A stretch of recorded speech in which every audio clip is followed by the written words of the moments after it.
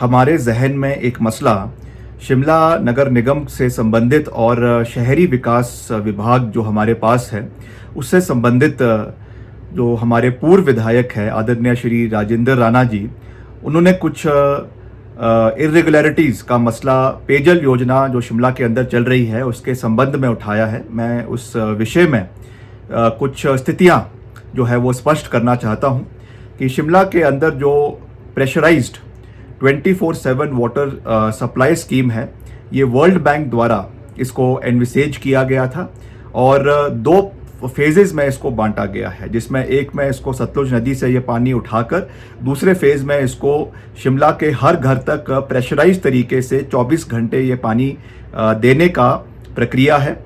इसमें उन्होंने कुछ अनियमितताओं की बात करी है। इसमें मैं स्थिति स्पष्ट करना चाहता हूं कि ये प्रोजेक्ट जो है L1 फर्म को the award of work to L1 firm has not been hasty as has been alleged.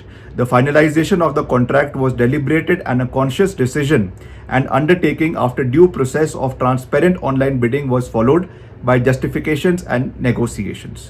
जो हमारा इसमें एक बोर्ड ऑफ डायरेक्टर्स है जिसमें IIT रुड़की के सदस्य है, इंडिपेंडेंट डायरेक्टर्स है और एक्सपर्ट्स है। इन्होंने 23 फरवरी 2024 को इस बैठक में ये निर्णय लिया कि जो L1 फर्म है उसको ये अवार्ड किया जाएगा, जिसके बाद तत्पश्चात 13 मार्च 2024 को जो हमारी काउंसिल ऑफ मिनिस्टर्स हुई है उसमें इसकी मुहर लगने के बाद ड्यू प्रोसेस के साथ इसको अवार्ड किया गया है।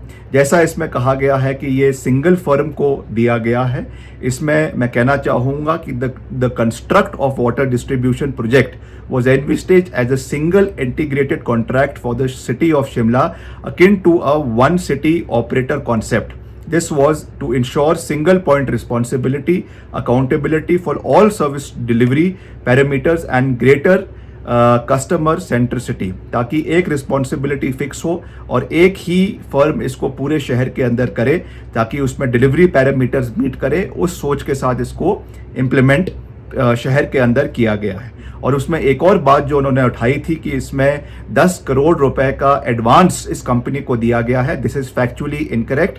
अभी तक 1 रुपया भी उनको जो है कंपनी को एडवांस में नहीं दिया गया है। हालांकि मैं इसमें ये ऐड करना चाहूँगा कि it is clarified that as per the terms and conditions of the contract, the PBC operator can claim 5% of capex amount, that is 29.35 crore at the beginning of startup period after submission of advance bank guarantee for an amount equal to 110% of amount, that is INR 32.28 crore. The amount paid to the operator is subject to the repayment along with prevailing RBI interest rates. The advance shall be recovered at 5% for each running account bill submitted by the operator.